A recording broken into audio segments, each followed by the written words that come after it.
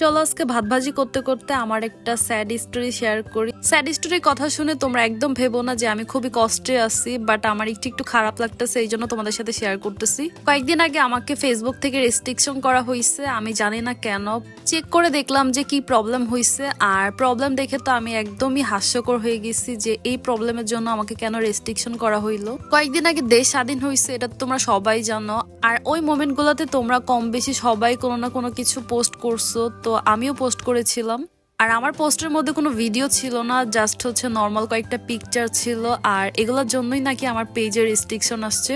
এমন ভাবে রেস্ট্রিকশন দেওয়া হয়েছে যে আমি সবকিছু আপলোড দিতে পারবো, বাট আমার এখান থেকে কোনো আর্নিং হবে না, সো এটার জন্য একটু মন খারাপ।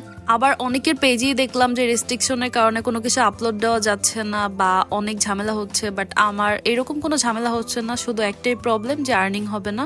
আমাকে একটা লিমিট টাইম দেওয়া হয়েছে যে এই কয়েকদিন আমি যা কিছু আপলোড দেই না কেন এটার উপর আমার কোনো আর্নিং করা যাবে না।